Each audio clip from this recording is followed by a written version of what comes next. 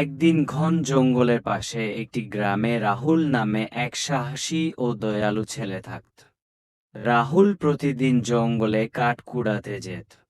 একদিন জঙ্গলে গিয়ে সে দেখতে পেল একটি বাঘ শিকারীর জালে আটকে গেছে। বাঘটি খুব প্রথমে রাহুল ভয় পেলেও তার মনে দয়া জাগল। রাহুল ধীরে ধীরে এগিয়ে গিয়ে জাল কেটে বাঘটিকে মুক্ত করে দিল। মুক্ত হয়ে বাঘটি রাহুলকে আক্রমণ না করে শান্তভাবে তার দিকে তাকিয়ে কৃতজ্ঞতা প্রকাশ করল। সেদিন থেকে রাহুল ও বাঘের মধ্যে গভীর বন। রাহুল যখনই জঙ্গলে যেত, বাঘটি তার পাশে থাকত। একদিন কিছু শিকারী বাঘটিকে মারতে এলো। রাহুল সাহস করে শিকারীদের সামনে দাঁড়িয়ে বলল, এই বাঘ আমার বন্ধু, তাকে আঘাত করো না। বাঘটিও শান্তভাবে রাহুলের পাশে দাঁড়িয়ে থাকল। রাহুলের সাহস ও ভালোবাসা দেখে শিকারীরা অবাক হয়ে ফিরে গেল।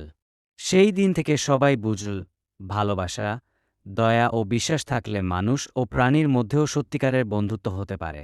এবং পুরো ভিডিওটা যদি ভালো লাগে তাহলে অবশ্যই চ্যানেলটি সাবস্ক্রাইব করে রাখবে। এরকম ভিডিও দেখবার জন্য ধন্যবাদ।